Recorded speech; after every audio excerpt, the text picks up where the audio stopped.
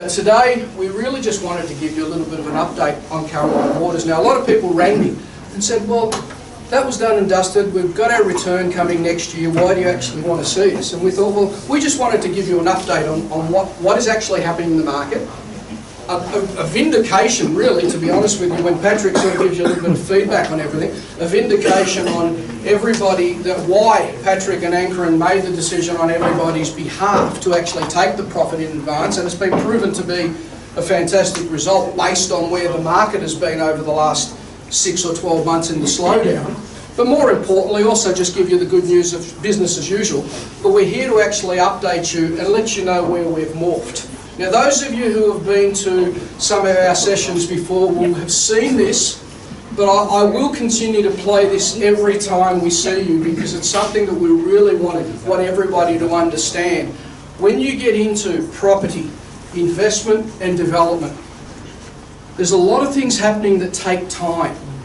There's a lot of things happening behind the scenes that people don't see, and eventually come out at the other end. And sometimes you can't please everybody all the time. So to give you an idea, 95% of you and all the other investors that didn't come were absolutely wrapped with the return that achieved here. 1 or 2 were questioning, could I have got more, or I really would like my block of land, but we can't do that. And decisions were made for the community. Now, what I'd like to remind everybody is if you actually look at our mission and our vision, we do want to help everyone get somewhere in this world. We want to help everyday Australians achieve their goals through something that's unique. But more importantly, we want to do it as a community. So the pluses of doing that as a community, when you come together, you can actually do more. The minuses, from time to time, you're not going to be able to please everybody 100% of the time. But we will endeavour to actually do that and help everybody moving forward. So I'm just going to remind you of this thing. All good things take time. Yeah, Jesse, you press that door. Okay, there we go. They have something that's called. Well done, Michael. Oh, that's really good. Jesse, help me out. Satellite news, yeah. How do I take that back? Can I take that back? Okay. This is it. Sorry, guys. That's all right. I started again. My apologies. It's pretty important. You can see I'm a dinosaur. Technology is not Michael's favourite. I'm really good at tech, can't you tell? I'm actually the tech manager of this office. Oh, let's go. Yeah, thanks, Chris. Let me try. Yeah, you do it for me, buddy. Thanks. In the Far East, they have something that's called the Chinese bamboo tree. The Chinese bamboo tree takes 5 years to grow. And when they go through a process of growing it, they have to water and fertilize the ground where it is every day. And it doesn't break through the ground until the 5th year. Okay? But once it breaks through the ground, within 5 weeks, it grows 90 feet tall. Now the question is, does it grow 90 feet tall in 5 weeks or 5 years? The answer is obvious. It grows 90 feet tall in 5 years. Because at any time, had that person stopped watering and nurturing and fertilizing that dream, that bamboo tree would have died in the ground. So, if we look at your journey, some of you came to us or we met you prior to, say, Caroline Waters, but some of you we met through Caroline Waters, and it started with a bit of a dream that we were going to do a development. As Patrick behind the scenes was fertilising and doing everything, it sort of gets to a stage where time was starting to come out and the market is changing. All of a sudden we have the opportunity, we start to think that it's coming out of the ground.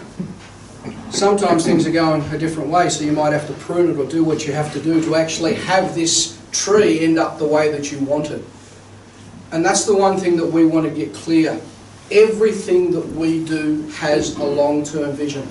And we want everybody to actually be involved But what's more important, which I'll get to a little bit later on, we're really interested in your vision. If we're honest, 99% of you, when I met you, it was really just a good investment, or we're buying a block of land, or whatever the case may be. There wasn't a lot of the ideas about what is your vision, what do you want to achieve. That's what we've morphed to. And there are investors amongst you, you know, I don't need to tell you, you've been with us all the way through. Project to project to project, because we have started to work on your vision. So by the end of today, I really would like to encourage everybody to actually talk to us about where things are at. What problems you're facing. Could we do something different? Can we help you in a certain way? And we promise to actually water, fertilise your dreams and help you achieve them through what we do. But more importantly, you're here to find out about Caroline Waters. Most of you just want to know why. Yeah, how's it all going? All good. Still heading to December 2020 payouts, etc. But you may want to know what's happened in the marketplace, why the decision was made to give your profits in advance, etc. And that's what Patrick's here to do for you. So without further ado, Patrick, good luck with pressing buttons and going for that sort of stuff. Thanks, Michael.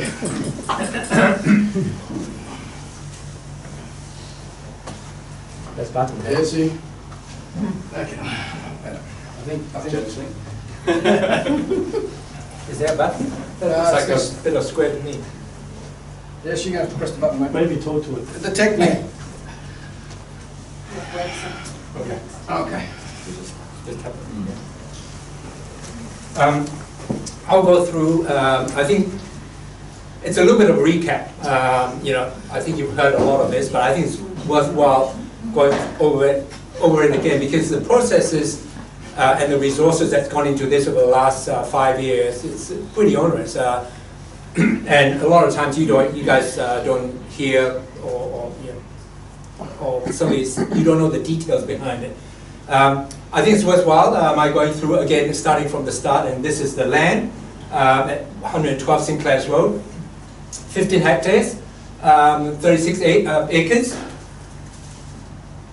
If I were to take you back to 2012, if you remember the PSP, that's for this area called Koroit, commenced in 2012, which is that area there.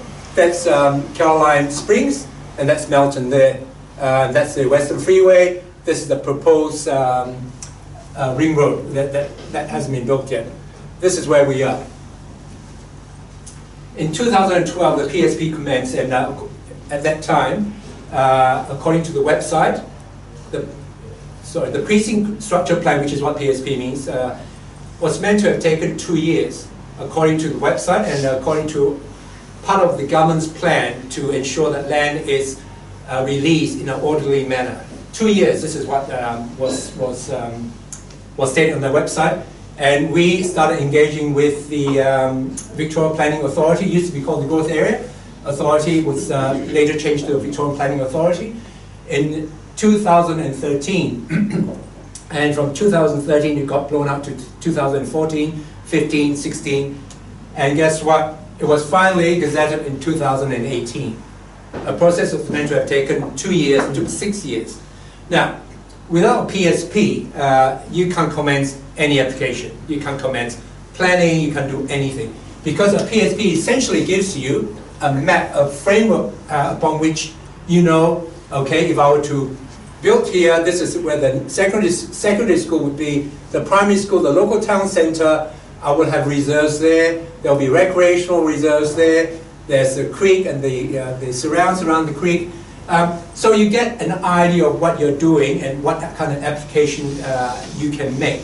For instance, if your land happened to be there, that's been set aside for secondary school. So you have to wait till a school, whether it's government or private, is interested to buy that land off you, because it can only be used for a school. We did our research and we were quite convinced that this is a good site, as it turned out to be an excellent site.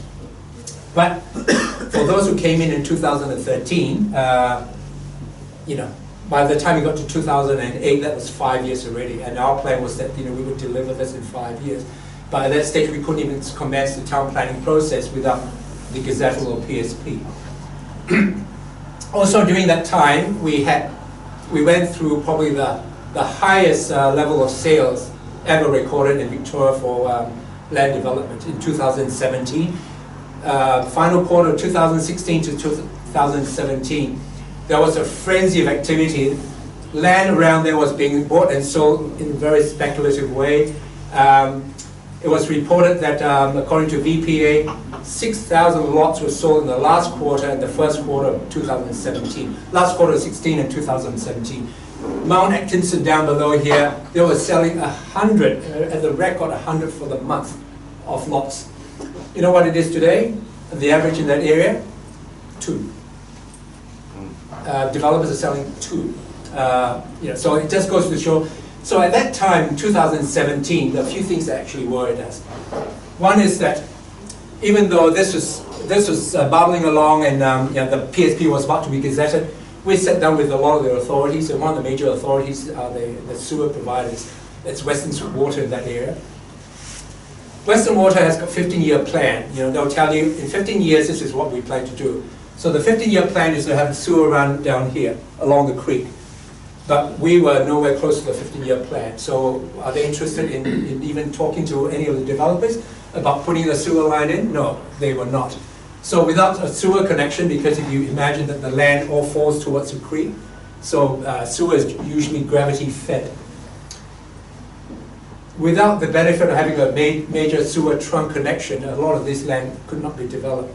So the developers around here got together and decided to put in their own temporary sewer line, which is what's happening now. Right through there, all the developments going on, they're all privately paid for and installed sewer line, because Western Water just, either they don't give us stuff, they haven't got the resources, or it's not within their 15-year plan. A few things worried us a little bit. It's not insurmountable. We could have done it. We could have gone in with a few developers. But the frenzied activity worried us, that there were so many speculative around in that area.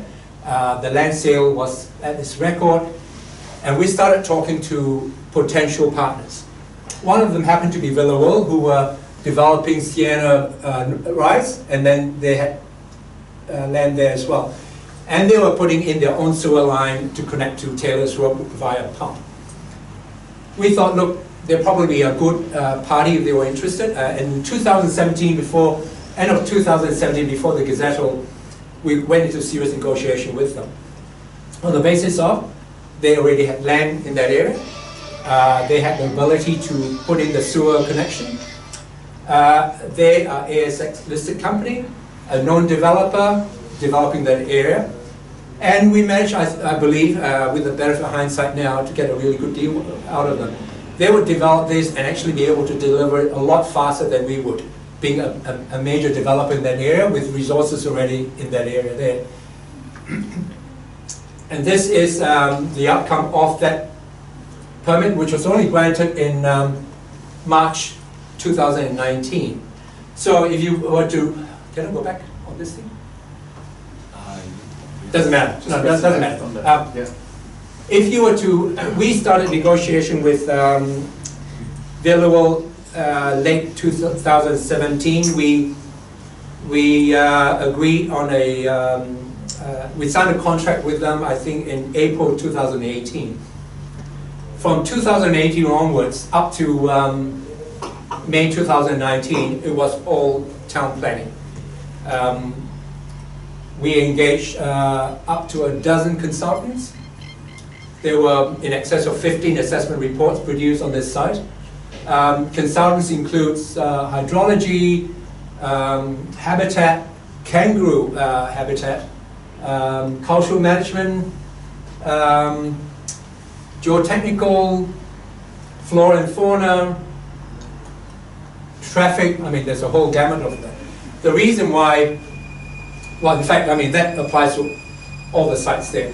But our site, if you remember the other plan, has the Corrick Creek runs below this area here, and all the land around Plumpton affected by what they call the cultural management heritage assessments.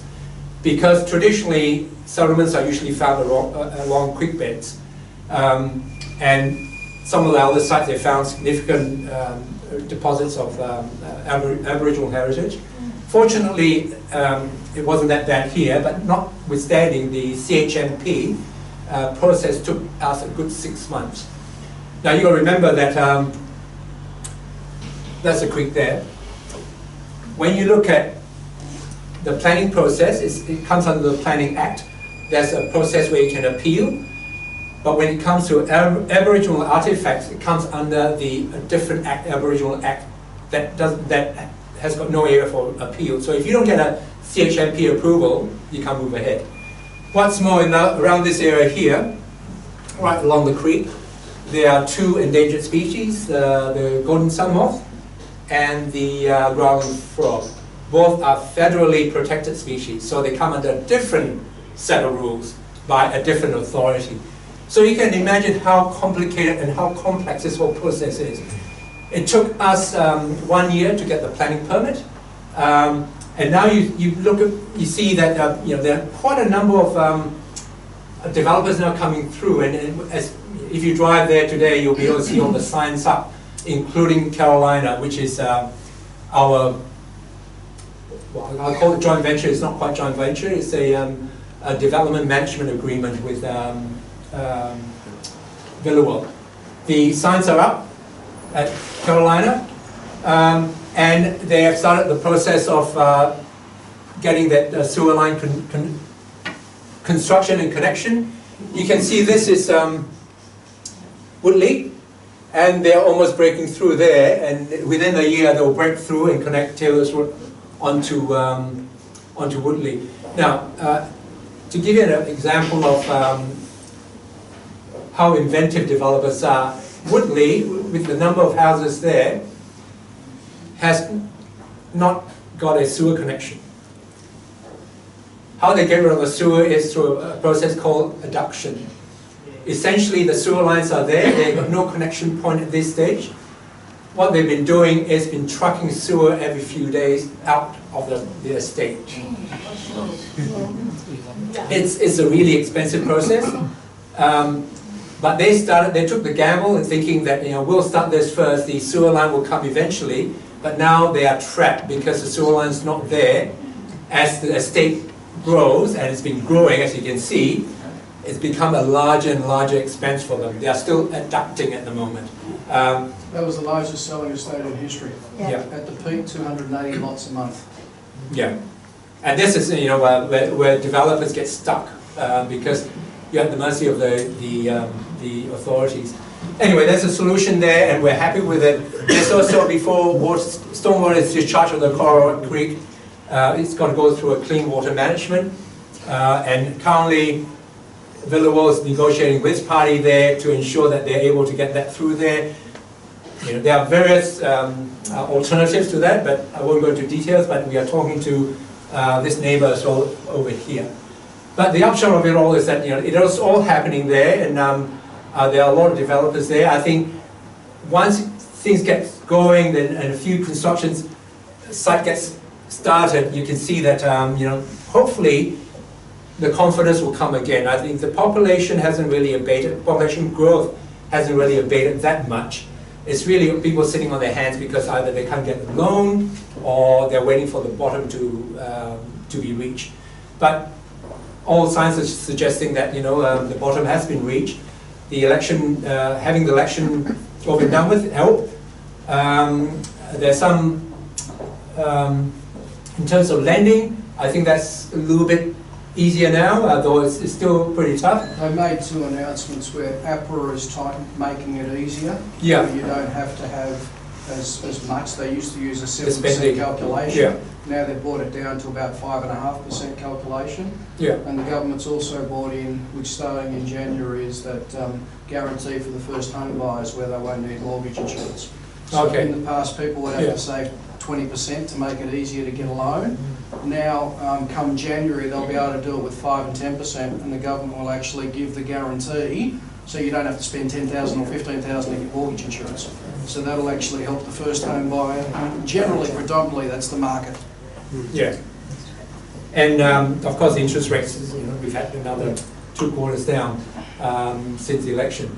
Now, we're all quite confident that the market has turned, and it might take all of next year.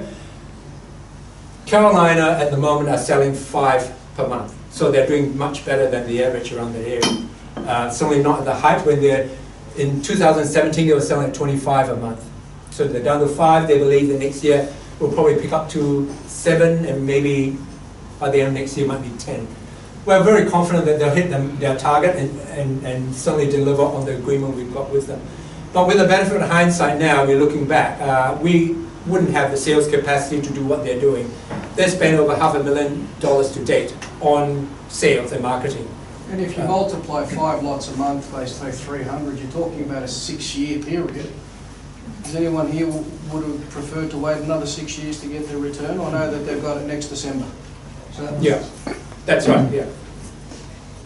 Yeah. This is the estate there. This is the signs up there. They had an open day. The signs are all there. There are showrooms there. I put that in there, Colorado Creek. I don't know whether you guys remember that. There is I spoke briefly at one stage about the Colorado Creek management plan. Colorado Creek runs from Sunbury all the way into the bay, and there is a strategy over the next 5 to 10 years to make that to be the longest linear park in Melbourne, with running tracks and bike track all the way to the bay. And this is prime real estate here, and that's why our land holding here are all around the creek. And because all the land as they develop will drain into Colorado Creek, it will actually end up being a much bigger stream system than that. There is a 50-meter non-encroachment rule on the creek on either side. Some places up to 100 meters because of the flora and fauna protection. But every bit of water that's draining there has got to go through a stormwater management system. And we're spending a fortune on the other estate as well, this one, in ensuring that it meets all the environmental criteria, Melbourne water criteria for stormwater water discharge, as well as be sensitive to all the endangered species in that area. So that's a bonus there. We see the creek as actually a major feature in that area. So this is the final product. And as I said, with the benefit of hindsight now, we can look back, and I think we made the right decision in that this will be delivered a lot faster than we could ourselves, because Villawall is a ASX listed company. There's a lot more stability in their ability to deliver under any condition, whether it's a upturn or downturn. And the fact that they've got the capacity, they're on the ground there, as we had a meeting with them this afternoon, in fact. They are going to tender, they've done all the engineering plans, they're going to tender for the building within the next 2 weeks. So if they commence construction before the end of this year, let's say, if they go to tender within the next 2 weeks, we'll be into August when they start on the ground. We should be able to see action on the ground for stage 1, which is that area here. They will finish their stage 1 construction by, according to their website, second quarter 2020. And they'll be starting stage 2 at the start of 2020, completing stage 2 at the end of 2020. A total of 120 lots will be completed by the time our agreement comes to fruition in December next year. cool. Yeah. Question? Questions? Are you opening? Have you finished with the Yeah, presentation? Can we yeah. ask questions? Sure. Okay, so I've got 3 questions, if I may. First of all, thank you for giving us that insight and awareness. My intent and our intent, and I'm talking on my family's behalf, and I'm assuming everyone else here as well, we're on a journey and an ongoing relationship with Boyong to turn around and succeed altogether, right? So where my 3 questions are coming from is, 1, continuous improvement and lessons learned from our previous projects, right? Yeah. The PSP Gazette normally takes 2 years. Why did it take 6? What have we learned from that? Where were the blockers or the constraints that you were dealing with? And in future now, how do we turn around and forecast and plan ahead for a PSP to be gazetted? Should we allow 6 years? Should we allow 4? Is the norm 2? Yeah. That's the first question. Yeah. The second question is... Oh, okay, yeah. That's Yeah. what we're going to do. Look, it's very much, I mean, we can only go by what they tell us, and even they didn't know. Part of the problem, part of the reason why the PSP of chloride took so long was because of the small landholders. They said they were probably an extraordinary amount of small landholders that they had to deal with. And each landholder had an ability to appeal against the original precinct plan. And I think they took that process, to the nth degree. Now, it's not an excuse in any way, but it's certainly a learning for us. Is there anything else we could mitigate it? Possibly, if we could tell you that it would take 6 years, but we didn't know ourselves. We were informed, and we had really regular meetings with the authorities. And every time they'll say, "Oh, look, it's just taking a little bit longer, another year. And I think we just pass on the information to you, without realizing that in the end it was going to take 6 years. So that's not the norm. No. And what we've done from our model, so when we first met most people for Caroline Waters, we were sort of predicting up to 5 years, thinking it'll take sort of 2 years to get out. All right? When it started to go further out, all of a sudden we're realising that, hey, we need to look out and update our investors with what's going on. I say fortunately I would say 95% of investors were looking for a return. And at the time we were able to deliver the return that we promised in the time frame that we predicted. So everyone here has pretty much doubled their money, more than doubled their money in the time frame. We were unfortunately, because of having to deal with everyone at the same way, having to make decisions that may not have suited one or two people. And what our endeavour is to do is to always work with people through that. What we've learnt with this model is, in the greenfielding model now, we're saying to people, we aim for it to be 5, but it could be 7 and it could be 8. What's the purpose? Most people are doing it for retirement, so superannuation. Most people are looking to pay down debt, and people would love to pay it down in less than 10 years. So we've actually morphed to looking at why someone is doing something. So if today I am meeting someone, for example, and there's some people in this room that would have said to me, I would like to build my house there, right? I'm going to be conservative, right? And I'm also going to say, well, past history shows that 5 to 7, if it's longer, we'll let you know. But one thing you can't predict, a good example is here. If we were actually doing this project, and the reason why we couldn't do it is because with Villawell, there was one in Orly. I couldn't give a situation where 1 or 2 or 3 people could basically get a lot. It was either hand over our holdings to them or not, right? So, and when you're dealing in this situation, when you're also dealing under company rules, correct me if I'm not wrong, Ankaran, you can't treat people differently. So you have to make decisions. But what our learning is regularly now update. Most of you would have realised now you get something from us every quarter. You get something from us every 6 months. Which takes me to the next question, and about your values on transparency and accountability, right? And I appreciate that. In hindsight now, okay, knowing what you were confronted with, to be transparent and say, hey, investors, this is the situation we're in at the moment. These are the risks, these are the impacts, these are the benefits, right? Yeah. And I know you acted on our behalf in our best interest, and I appreciate that, but to at least be transparent about what you were going through, right, and the decision had to be made. Should we have been involved in that process, not necessarily to vote, but understand what we're dealing with and what the implications are going to be, to say, hey, go for it, we're behind you, we support you. Point taken, definitely. It's a learning. Okay. Right. And then the third question. However, I'll bring everyone back to when I've met most of you, I've actually explained the process. We are the developer, right? You are the investor. At the end of the day, we are either going to provide you with a title or profit and handle the project. Now, again, you're right, but what happens is I'm putting myself now in Ankaran's and Patrick's shoes, and they're in a meeting with this group. It's not a case of can we go and vote on what's going on. We need to make a decision as a developer. You know the old saying, too many cooks spoil the broth?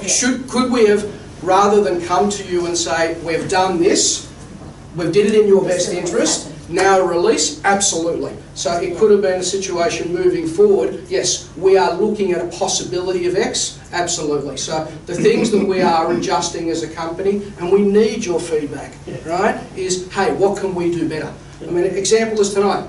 You know, we've been doing big group sessions, and we had some people, can we talk about your individual project?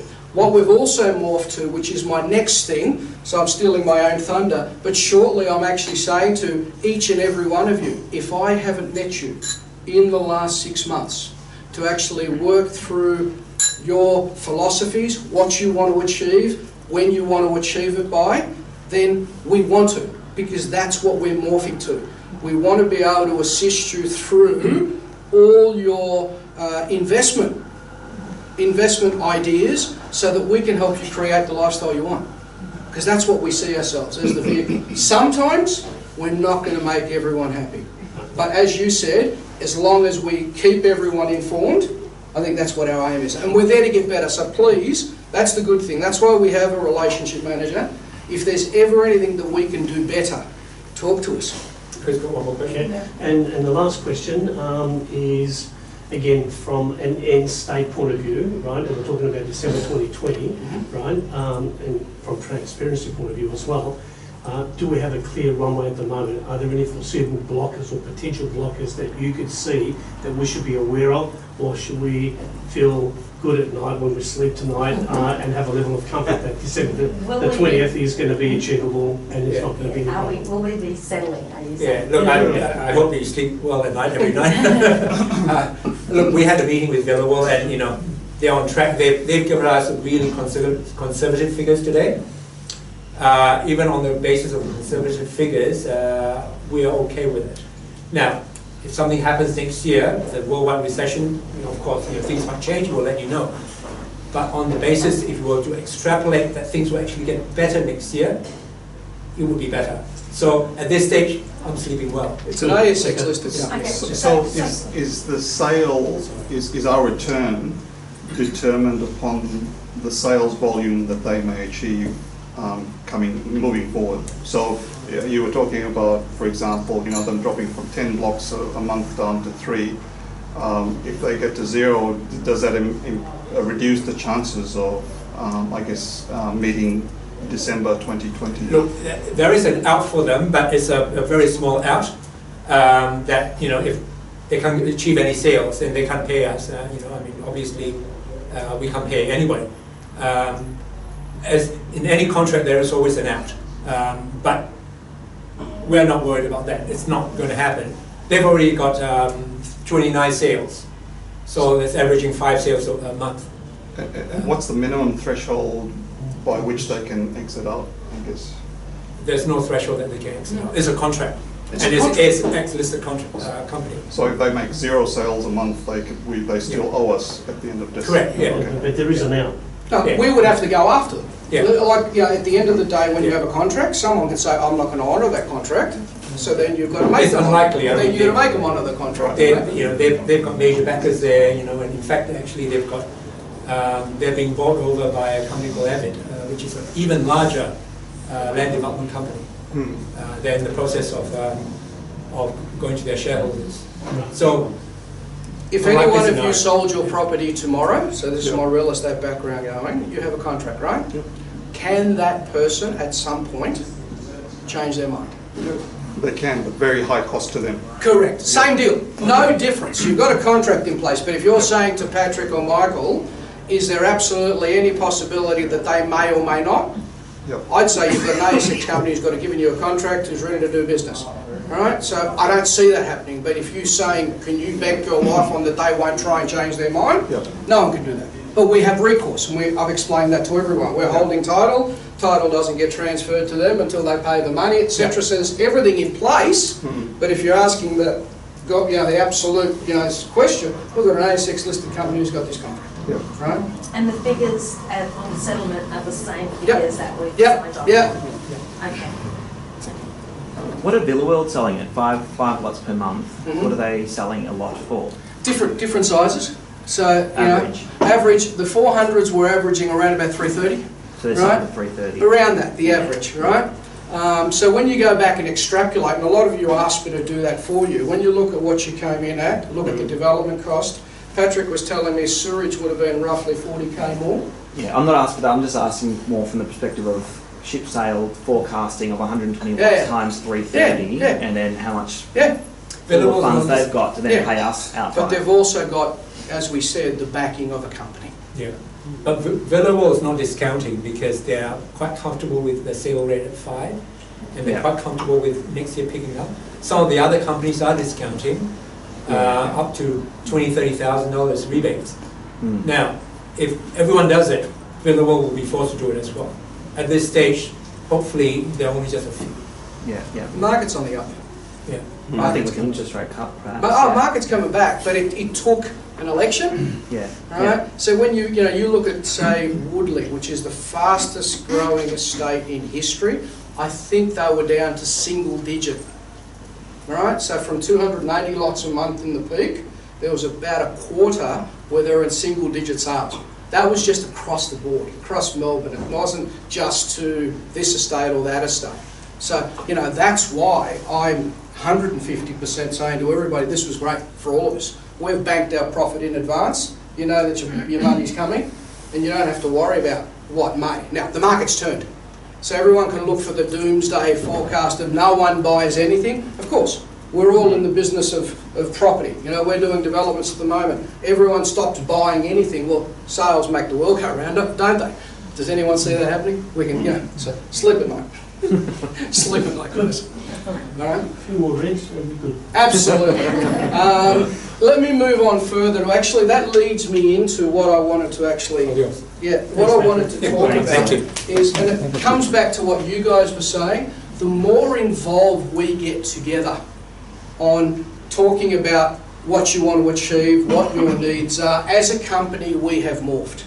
So we now are, we have greenfielding opportunities similar to this where we moved into Rivers Run, we've moved into, some of you and some investors amongst us, childcare centres, we've moved into shops. So when the market was basically predicting for it to slow down, we started moving into other areas. And we're always looking for opportunities. So if we haven't had a sit down over the last 6 months and worked with you to actually get you to understand all the different things that we are doing that might assist you in what you want to do next, then we're not doing the right thing by you. So we're actually opening that door up. And if those of you that know me is sort of, that I've had a little bit of a change in life, and I'm focusing on what's important in life. We were just talking to Neil, etc., about some of our charity work, and we're getting into doing things that are a bit of fun, and that's what we have decided to do as a group. Is if, as a community, we can also start giving back, right? So it's you might sound esoteric, but the more we give, the more we receive, and we want to work with you to help you achieve your goals. So that leads me into something else that I'd like to listen to. Early on, about 16 years old, I decided I want to become president of the United States. I thought, how can I contribute the most to society? And I went to a seminar by a man named Jim Rohn. He's still a seminar speaker. And I took a week's pay. I was working $40 a week as a janitor. And it was $35 for the evening seminar. So it was a big decision. And I listened to him speak, and I came out so inspired. Because most of what he said I already believed. Now as an authority figure saying you really can be this way. Why pay the price? Why work this hard? Why go this far? Why try to learn this much? Why try to do it all? Why try to see it all? Why try to have it all? Why do it? Why learn it? Why study? Why put yourself out? Why try to take on this much responsibility? Why develop yourself to the full? Why try to become all that you can possibly become? Why try to earn as much as you can earn, share as much as you can share, develop every skill you possibly can, see every human you possibly can, go to every class you possibly can, touch everybody you possibly can? Why do that much? Why go that far? Why share that much? Why give that much away? Why try to see everything? Why try to do everything? Why try to become everything? That's a good question, why? And you're the only one personally that can answer that question for yourself. You've got to have your own list of why. Work on your list of whys. If the why is powerful, the how is easy. If If you want a thing bad enough to go out and fight for it, to work day and night for it, to give up your time, your peace, and your sleep for it, if all that you dream and scheme is about it, and life seems useless and worthless without it, and if you gladly sweat for it and fret for it and plan for it, and lose all your terror of the opposition for it, and if you simply go after that thing that you want with all of your capacity, strength and sagacity, faith, hope, and confidence, and stern pertinacity, if neither cold, poverty, famish, or gulf, sickness or pain of body and brain can keep you away from the thing that you want, if dogged and grim you besiege and beset it, with the help of God, you'll get it. But if the why isn't strong, if your goals aren't powerful, if the vision isn't clear, the old prophet said, without a vision we die, without a vision we perish, without a dream we're nothing. And because he spoke how people live their lives as a result of the story they believe about themselves, he interrupted the story that I believed about myself. Work on your list of why. Make no small plans, for they have no magic to stir men's blood. Ask yourself the question, why are you here tonight? Easy. I got involved with IELTS for my son, and I just want to see it to fruition. Cool. Now, some of you, I invested some money and I want to know what's happening with it. I thought I was getting X, but I'm getting Y, so I want to come and complain. Others of you have a goal. And for those of you that I've had the fortune to actually understand your goal and actually help you get there, one thing I'm going to ask you to think about tonight when you go to sleep, and do sleep, there's nothing to worry about. What is your why? So you may have a different reason of why you initially came to OYOB. It's your son. But you know what? I know I can help you. I can help you. I can help you. And if the only thing we do, guys, is help you with your why were you interested in investing in a block of land? Tomorrow when we've got a childcare centre or a shop, why? So, you know, your money's coming out in a year's time. You may have some more money tomorrow. You may have some equity. Rather than you guys working all your life, like most of us do, get your money to work for you. I can tell you why. My why has changed, and those of you have known me well enough, and I've known a few people for a long time, okay? I have changed, and I've changed that life is too short. I've got cancer. Life is too short. It's there to be enjoyed. So if I'm going to enjoy, I want to enjoy who I work with, and I want to enjoy the people that I work with, and I want to enjoy helping people achieve what they want to achieve. That's what this company has morphed. If you just look at it and say, yeah, we're a development company. Hi, I'm Arthur Vanburn Park and been up here with the kids. Whoa, how do I say that? Just wanted to thank all the supporters and sponsors. Okay, cool. Yeah, and really that's what is leading into what are we doing as a company, apart from developing properties with you, as a family, as a group, as a community. As a family, as a group, and as a community, we also want to give back. All right? We know we can help you. Hand on heart, when I met most of you for this project, I didn't know your why. And I'll be quite honest, I probably didn't care because that was my real estate training once upon a time. There's a good project, there's some good money, you can make some money. I'm actually now saying to one, if you make money, why? What are you going to do with it? What's the end goal? Do you need capital growth? Do you need income?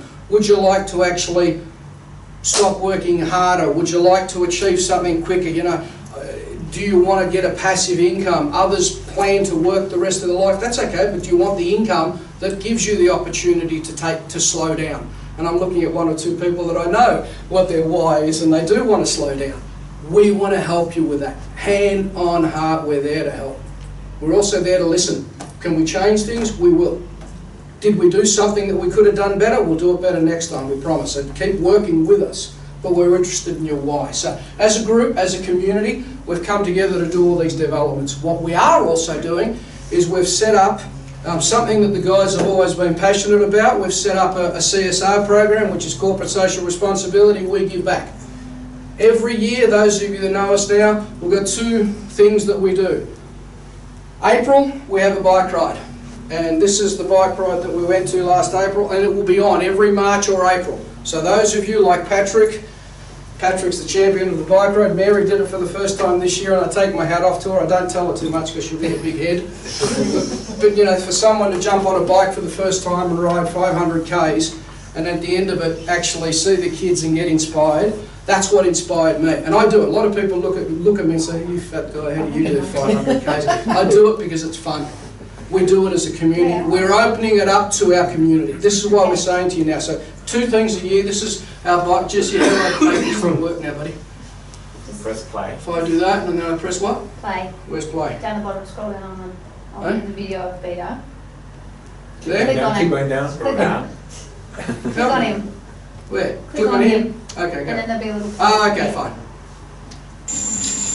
Hi, I'm up at Banholm Park and been up here with the kids for the past couple of days, and just wanted to thank all of the supporters and sponsors that contributed to the Doing Good Rewards bike ride this year. The money that was raised has exceeded $50,000, and that's a massive contribution towards the healthcare of all of the kids up here. So your money went to fantastic use. It's provided health and happiness for the kids at Home Hug. So thank you all for the support you gave us.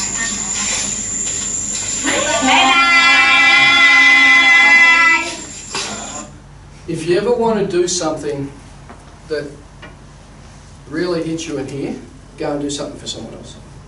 Riding on the bikes, getting blisters on your bum, but then riding in and seeing these kids, it's awesome. So we're doing that every year. Next one is April. Grab Mary if you want more information about it. Was it September, Akron?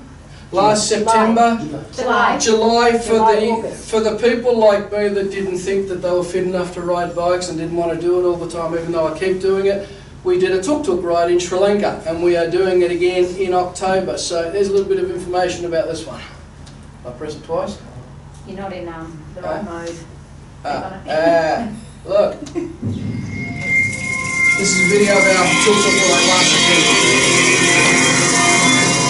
It's the most glorious country.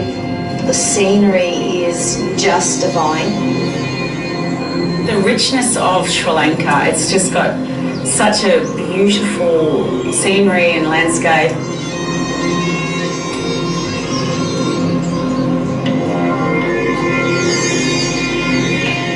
Monterey was a very beautiful place. And the sad thing is that in this beautiful place, there's so much poverty in there.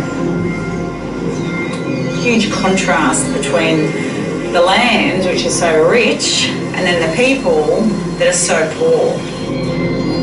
And that's the irony for that. These people are so giving, so kind, and they need our help.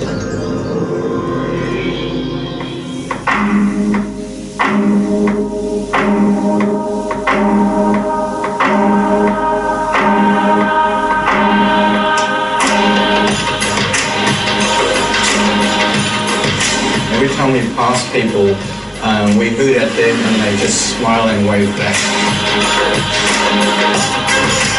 This is more than a tuk-tuk ride. Showing Sri Lanka, the hospitality of Sri Lankans to my fellow tuk-tuk riders while doing good. When you see the beautiful kids appreciating what little they've got, you know, a little library in a couple of shelves in a room with a few books, they call it their library. If you go country, that's enough. Seeing those kids talk to you and know that what you're doing makes a real difference, it makes you feel very emotional, it makes you feel very humble. Their eyes are dancing with life, and they've got so much hope, you know, in their energy. What do you like to learn best at school? I like to English. What we find is that the kids there are looking for opportunities where they can break the poverty cycle, and we are here to support them in that journey. It was really touching to see some young children talking about their dreams and goals and how they want to become doctors and engineers, and We should have an ambition. And really the only way that they've got a chance to get there is through people like us. Helping them and empowering them to to find a way to break the poverty cycle. Now they've got all the tools they need to go out there and achieve their dreams.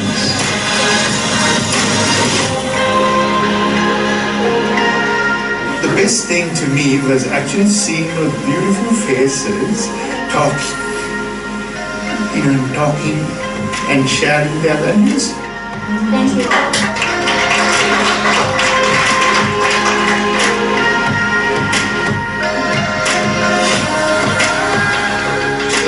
It's about empowering these kids, youth and the women who have that ability to make better progress given that opportunity.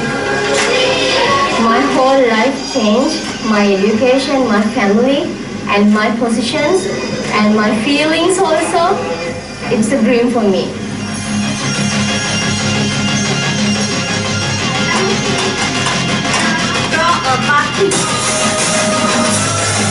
When I see these kids now making that kind of progress, I'll tell you, it is priceless. That is something money cannot buy. Your heart is rich and overflowing with joy that is incomparable to anything else. It was so inspiring, absolutely inspiring. I would never have thought to have come to Sri Lanka. I never would have thought to bring go with a bunch of business owners going 1,000 kilometres around Sri Lanka on a tuk-tuk, and we're solving the same sort of problems. It's like a little mastermind. An amazing group of people that they're all on the same page, and they are just the most wonderful people that you connect with really from the heart. There's no better way than to actually go and see where the money's going and what difference you're actually making. So that they have choices in their lives that you and I tend to have in the Western world. Since gratitude is the best attitude, I want to thank the OIOB tuk-tuk riders. I hope many others will follow this example to make a difference in other people's lives in desperate circumstances.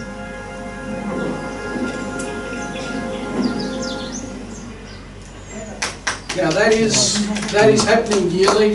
Next trip we embark on the 29th of September, so if you'd like to join us, it is open now to our community. We started obviously with some business partners and us making sure that the charity etc. was set up right. Now we're opening it up to our community, so please feel free. Anyone who's interested in coming along, I already know you two are looking at it, so feel free to see Mary. We're happy to give you the details. But hopefully what you can see is we just want to be more than just a company you invest your money with. All right? We're human beings.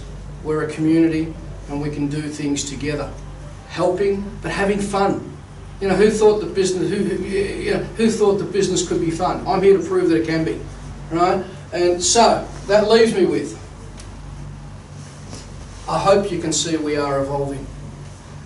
And the one thing that we want to help you with is, at minimum, is if we can help you with your why. Why do you get up every morning? Why do you do what you do? Why do you contemplate investing money anywhere? And if we can help you with that and you know your why, we'll give you the options. I mean, I haven't even gone into, we're doing childcare, we're doing retail, we're doing greenfielding, we're doing other, house and land packages, you name it, we're doing it. We just want to help you get there. So feel free to talk to us, good and bad. Thank you for questions, thank you for coming. Anyone that may have thought that, what did you do it right, didn't you do it right? We want to learn and we want to help you. So thank you very much for coming. Hang around, ask us any questions, and I look forward to taking the opportunity. Guys, pick up the phone, give us a call and lock in a time. If you haven't sat with me to help you with your why and show you how we can get there, please do that. Okay? Thank you so much. Enjoy. Catering was fantastic. Catering was fantastic.